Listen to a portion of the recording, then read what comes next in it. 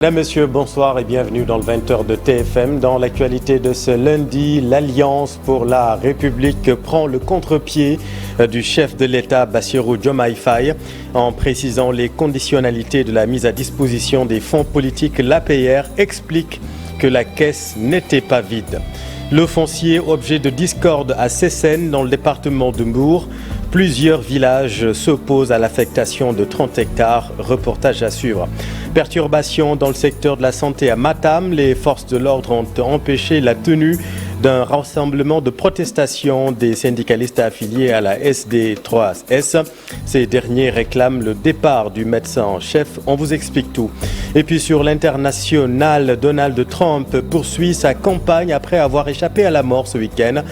La violence est-elle indissociable à la vie politique américaine? Réponse avec l'ancien ambassadeur du Sénégal aux États-Unis, le président Babacar Diagne. Voilà pour les titres et tout de suite le développement.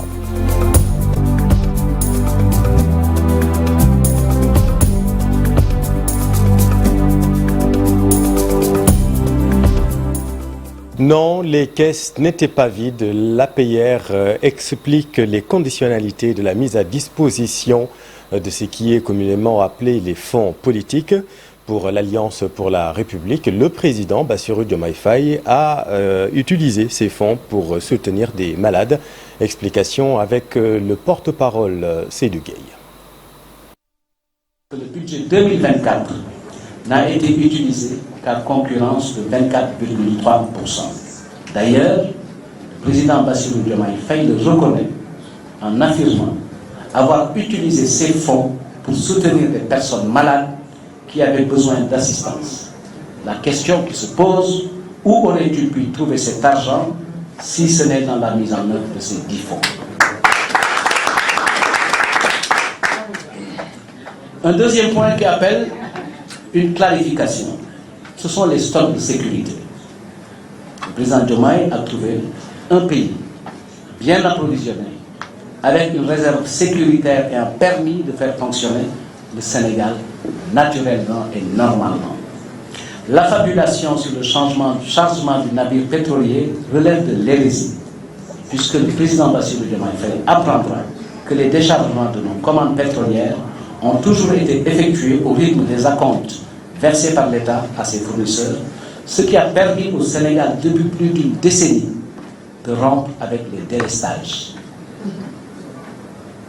Sur la question du prix de l'eau, fixé par arrêté ministériel et non par décret comme lui l'affirme, il convient de souligner que l'État du Sénégal a conclu avec Sen'Eau, société dans laquelle l'État du Sénégal est majoritaire et l'actionnaire majoritaire avec les employés sénégalais. Une convention exige de l'État la garantie de l'équilibre financier et des évaluations périodiques du prix de l'eau. Il ne s'agit ni plus ni moins du respect d'un engagement contractuel de l'État du Sénégal. Les fonds politiques, vous le savez, estimés à près de 8 milliards de francs CFA. Quel usage en font les présidents? Élément de réponse, cher Diop. Fonds politiques, fonds communs, fonds sociaux ou encore caisse noire.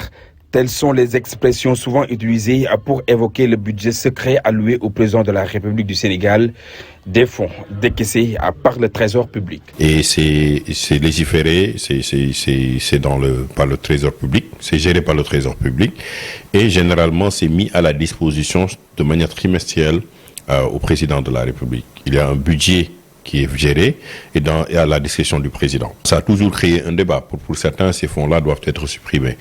À mon avis, il faut faire très attention parce que les fonds spéciaux sont destinés à régler des situations très, très compliquées pour le président de la République et où il n'a pas le temps de passer par l'Assemblée nationale, où il n'a pas le temps de passer par certaines procédures. Les fonds politiques du Sénégal sont énormes. Selon ce parlementaire, il exige une réduction en urgence pour la préoccupation des citoyens. Parce que bu fekkente ne tey 8 milliards la ci fukki weer ak ñaar weer wu nekk au moins war ngaa jël maanaam 700 à 800 millions francs CFA mais dafa bari te askan wi soxla ko loolu moo tax ma jàpp ni war nañu ko organiser waat.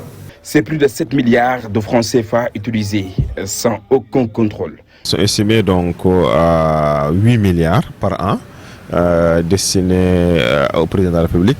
Donc ce sont des fonds discrétionnaires qu'il peut utiliser comme bon lui semble. Lorsque ces fonds sont épuisés, il a même la possibilité de demander une rallonge au niveau de l'Assemblée nationale. Souvent, c'est toujours le budget de l'État, vous avez un compte et on fait le transfert. Maintenant, le décaissement aussi, c'est en fonction des ordres donnés par l'ordonnateur. Le 5e président de la République du Sénégal, face à la presse samedi dernier, déclare qu'il n'a rien trouvé des fonds politiques à son arrivée au pouvoir.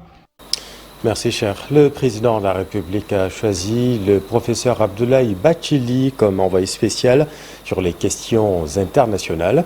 Âgé de 76 ans, l'historien et universitaire est un atout de taille pour le chef de l'État. Plusieurs fois ministre et candidat à des présidentielles au Sénégal, Abdoulaye Bathily a occupé notamment le poste de représentant spécial des Nations Unies pour la Libye avant de démissionner en avril 2024. Voyons son parcours avec Habib Faye. Le président Bassirou Diomaye Faye a déclaré avoir convaincu le professeur Abdoulaye Bathily de devenir son envoyé spécial sur les questions internationales. Il cite « J'ai pu convaincre le professeur Abdoulaye Bathily pour faire de lui mon envoyé spécial, pas seulement sur cette mission de médiation dans laquelle la CEDEAO m'a mandaté, mais aussi sur d'autres missions pour lesquelles j'aurai besoin de son expérience, de sa respectabilité et de sa stature. » Fin de citation. Le président Bassirou Diomaye Faye a fait cette annonce en répondant à une interpellation sur sa mission de médiation auprès de la conférence des États du Sahel, le Burkina Faso, le Mali et le Niger qui ont décidé de créer cette confédération mettant fin de fait à leur compagnonnage avec la CEDEAO. Abdoulaye Bathily ne sera pas à sa première mission de médiation internationale. Il n'est pas novice dans cette mission confiée. En septembre 2022 déjà, le secrétaire général de l'ONU, Antonio Guterres, avait annoncé la nomination d'Abdoulaye Bathily au poste de représentant spécial pour la Libye et chef de la mission d'appui des Nations Unies en Libye. L'historien sénégalais succède ainsi au Slovaque Jan Kubis, qui était auparavant envoyé spécial et chef de la MONUL. Abdoulaye Bathily a alors apporté à ce poste plus de 40 années d'expérience de pratique de l'État, des organisations sous-régionales, des organisations panafricaines et des organismes internationaux, ainsi que de sa connaissance du système des Nations Unies. Dans sa dernière affectation auprès des Nations Unies, Abdoulaye Bathily a servi en 2021 en tant qu'expert indépendant pour l'examen stratégique de la MONUL. A signalé qu'Abdoulaye Bathily était le candidat malheureux de la Communauté économique des États de l'Afrique de l'Ouest, CEDEAO, pour succéder au Dr Kosana Dlamini Zuma à la tête de la présidence de la Commission de l'UE. Le Sénégalais a été éliminé au 3e tour du scrutin par le Tchadien Moussa Faki Mahamat qui prend les rênes du pouvoir au 28e sommet des chefs d'État et de gouvernement de l'Union africaine à Addis Abeba en 2017. Auparavant, il a été représentant spécial adjoint du secrétaire général au sein de la mission multidimensionnelle intégrée des Nations Unies pour la stabilisation au Mali MINUSMA entre 2013 et 2014.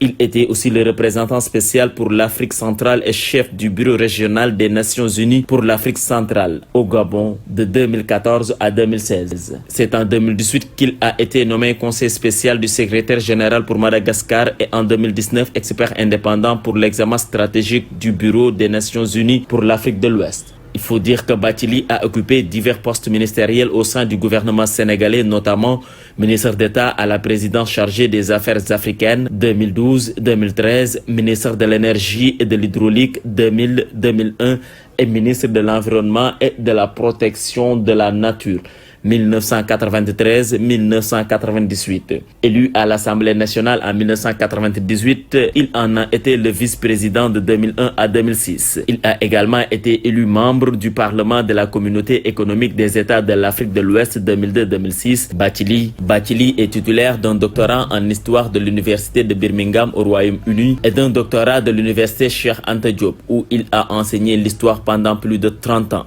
Il a également donné des conférences dans plusieurs universités à travers le monde. À la une également de l'actualité, le foncier objet de discorde à Sessène, c'est dans le département de Mbour. Plusieurs villages s'opposent à l'affectation de 30 hectares Les habitants ont fait face à la presse pour laisser éclater leur frustration. Voyons tout cela avec Ndeye Matidjek. Que nos terres soient affectées à d'autres personnes. Ils sont catégoriques. Ces habitants de Fao, Nguédiane, Ndiomar et Sakom disent niet à l'affectation de leurs terres à une zone de pâturage. À notre grande surprise, la commission est venue le dimanche. En tout cas, quand on leur a interpellé, ils disent que c'est le sous-préfet qui leur a envoyé à ce niveau.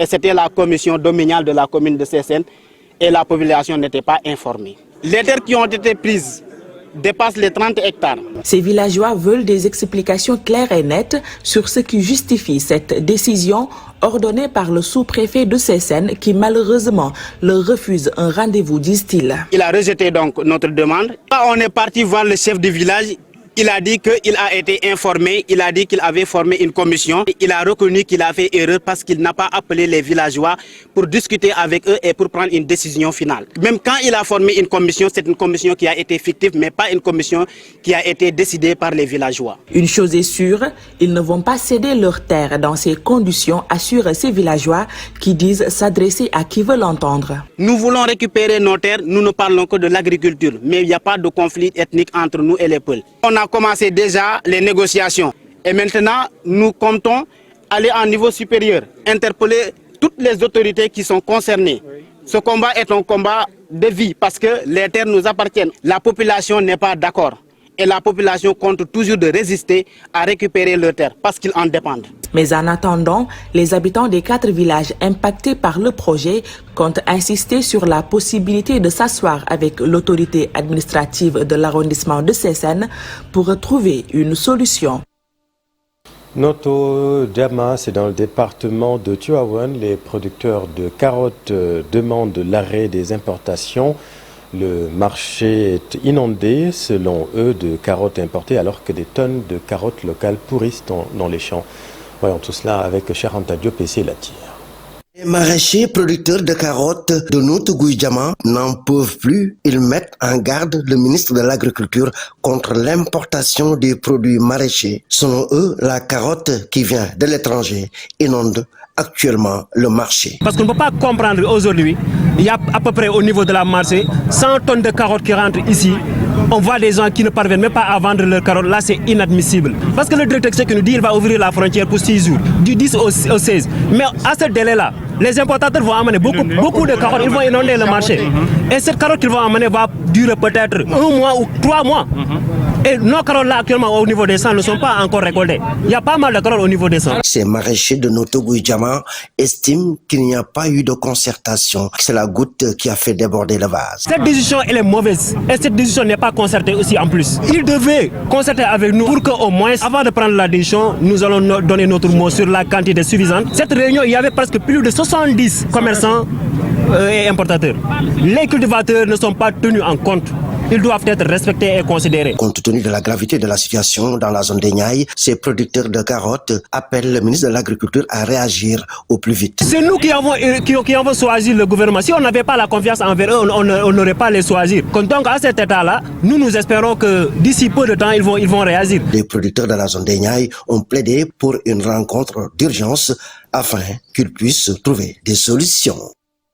De la carotte, il en faut pour le couscous de Tamkharit Ashura ou Tamkharit, c'est dans quelques heures. Comme vous le savez, à Saint-Louis, la communauté Walo est connue pour son couscous traditionnel. Ousseynou Diop et Habib Seck sont allés dans un site où le gérant d'une machine à moudre le mil se frotte les mains. Vous allez le voir dans ce reportage à Saint-Louis du Sénégal, Ousseynou Diop et Habib Seck. Khalid ou Ashura sera célébré dans quelques heures. Devant ce moulin à mil, une dame attend avec impatience le maître des lieux. La Saint-Louisienne est pressée pour aller préparer son fameux couscous. Je viens ici chaque année pour faire moudre le mil et le transformer en farine. Je veux faire un bon plat de tchérebassi. C'est pourquoi je suis là à attendre Mamadou. Mais cette année, le site est presque vide. Pour Mamadou Diop, la conjoncture est la seule cause de cette situation. Je pense que cette année, les gens ne sont pas venus. Certainement, c'est la conjoncture qui est à l'origine de cette situation. Peut-être que d'ici demain, il y aura d'autres clients. Direction Santiaba. Ici, les femmes s'activent pour livrer les premières commandes de couscous. La préparation prend du temps. Il faut aussi être un bon walo-walo pour comprendre et savoir comment on prépare ça. Il y a des ingrédients qui sont indispensables dans le couscous. Ces femmes connaissent bien le métier et voici l'étape la plus importante, le dadjou, qui consiste à tourner la farine de mil sans l'avoir touchée avec les doigts. Oui, le dadjou est important pour préparer un bon plat de couscous. Ça devient dur et du coup, le couscous sera plus délicieux.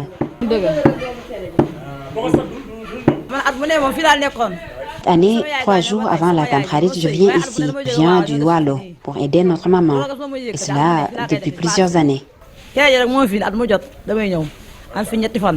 À Saint-Louis, dans les foyers, on y trouve chaque année différents plats de couscous, mais le kéré bassi salté, très prisé, est le choix préféré des Saint-Louisiens, surtout dans les familles ndiayennes. Merci Ousseynou. Dans l'actualité également, remous dans le secteur de la santé à Matam. Les syndicalistes affiliés à la SD3S exigent, vous le savez, le départ du médecin-chef de Matam. Ces travailleurs contestent les méthodes de management du médecin-chef, méthodes jugées inopportunes. Voyons tout cela avec Ali Bandeliang. Ils sont visiblement plus que déterminés à poursuivre le combat contre le médecin-chef du district sanitaire de Matam. Les infirmiers chefs de poste de santé ont remis ça ce lundi, mais cette fois avec une plus grande détermination. Au centre de santé pour les besoins d'un sitting de protestation contre le déploiement des agents par le médecin accusé de favoritisme, ils se sont seulement cette fois encore heurtés à un niet catégorique des forces de police chargées de faire respecter l'interdiction signée par le préfet du département de Matam. Nous sommes au regret aujourd'hui de constater ce que vous journalistes, vous venez de voir. Depuis fort longtemps, nous parlons des problèmes qu'a amené le médecin-chef du district sanitaire de Matam, en l'occurrence Dr Mbake. Depuis lors, nous n'avons pas vu des améliorations par rapport à ce que nous disions. Et ce que nous disions, c'était quoi? C'est des recrutements qui se font à base de parenté, à base d'amitié. Et en plus de cela, il y a les fonds de dotation du district restent à édifier. Les fonds ne sont pas édifiés parce que nous avons un manque criard dans la gestion administrative du centre de santé de Matam. Mais avant l'arrivée des forces de police, le message avait déjà été passé.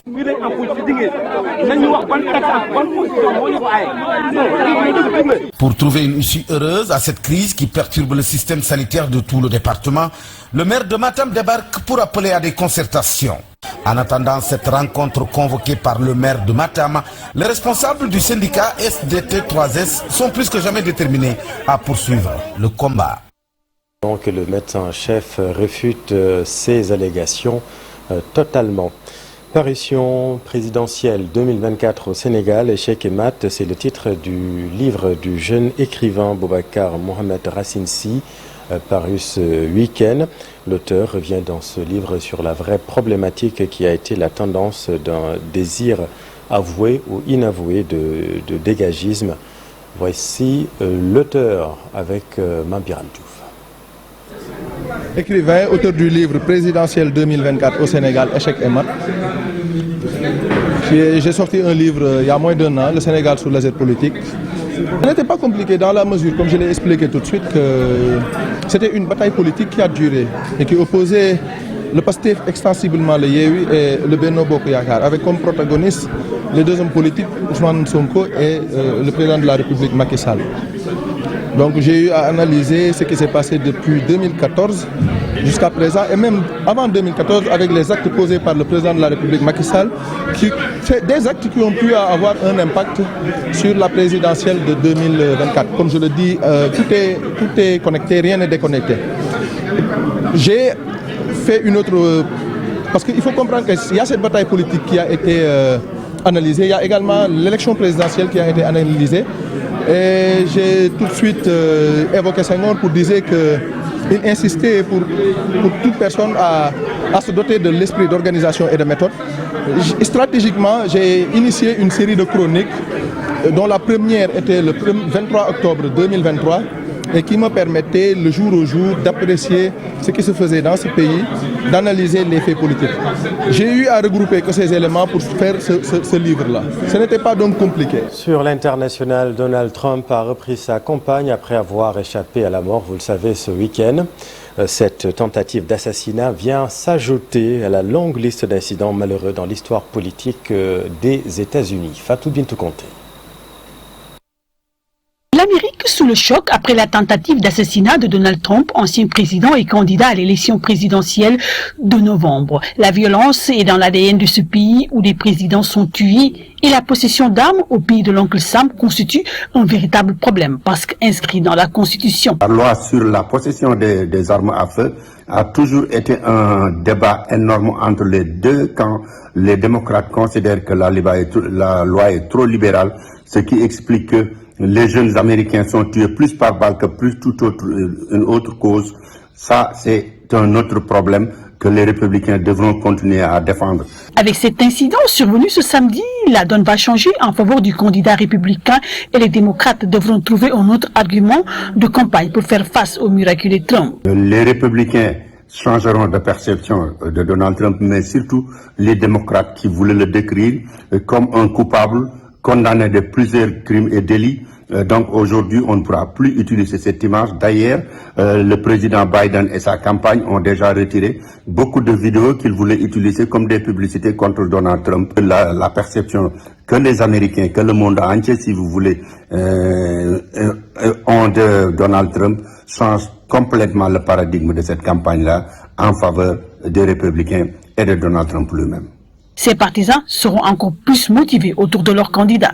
Et surtout, du point de vue de ces partisans, la conviction sera renforcée énormément. Et la conséquence première de cette conviction renforcée, c'est que ce sera beaucoup d'argent qui va entrer dans sa caisse de campagne. Surtout que si l'on sait qu'aujourd'hui, face à l'appel de certains démocrates à leurs candidats, de se décider. Donc si on comprend la démoralisation, la relative démoralisation des démocrates, contrairement à la motivation des républicains et des Américains autour de Trump, cet acte va certainement augmenter les chances de Donald Trump de remporter l'élection. S'il a échappé belle, Donald Trump est en tête des sondages devant Joe Biden, dont des doutes persistent sur sa capacité à diriger. Merci Fat Bintou. Dans l'actualité sportive, l'AS Douanes est saltigué de Rufisque, vainqueur des championnats nationaux d'athlétisme. Les sociétaires de ces deux clubs se sont bien illustrés durant ces 3 jours de la dernière compétition nationale. Voyons tout cela avec Cher Sadi Boudjara.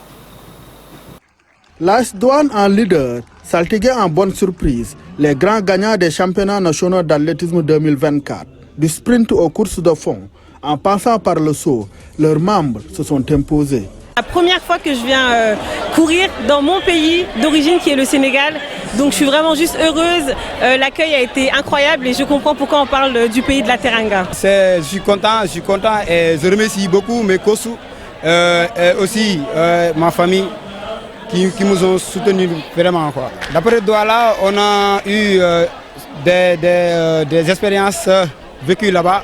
Et c'est ça qui nous a permis de réaliser ces performances aujourd'hui. Des athlètes optimistes pour leur futur. On a vu les lots, on a tout vu, on est très heureux aujourd'hui de pouvoir les représenter et on les remercie de leur confiance. L'athlétisme sénégalais, déjà historiquement, est très connu puisqu'on détient actuellement une médaille olympique, donc c'est historique. On a beaucoup de talent, et aujourd'hui on a une ministre des Sports qui met les moyens pour que les athlètes puissent vraiment aller chercher 100% de leur potentiel. On dit de poursuivre leurs rêves, de croire en eux et de mettre de la rigueur et de la persévérance, car tout est possible. Un vent de renouveau et d'espoir que partage aussi la Fédération sénégalaise d'athlétisme qui tire un bilan satisfaisant de la saison. Il n'y a pas eu de couac, il n'y a pas eu de blessés. Bon, peut-être que les performances n'ont pas été au rendez-vous, mais le bilan est satisfaisant dans l'ensemble. Au niveau de l'athlétisme sénégalais, je dirais que l'athlétisme a repris du poids de la bête dans la mesure où on est rentré des championnats d'Afrique avec 3 médailles d'or et 3 qualifiés aux Jeux olympiques. Donc vraiment, l'athlétisme a retrouvé son lustre d'antan. Bon, les attentes, ce sont les mêmes attentes.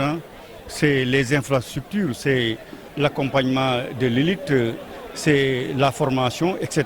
Le rideau est tombé sur les compétitions nationales.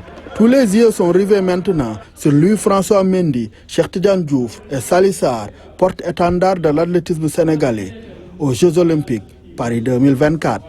Merci cher, c'est la fin de cette édition. Merci infiniment de l'avoir suivi. Je vous retrouve dans un tout petit instant avec le président Babacar Diagne, ancien ambassadeur du Sénégal aux États-Unis. À tout de suite.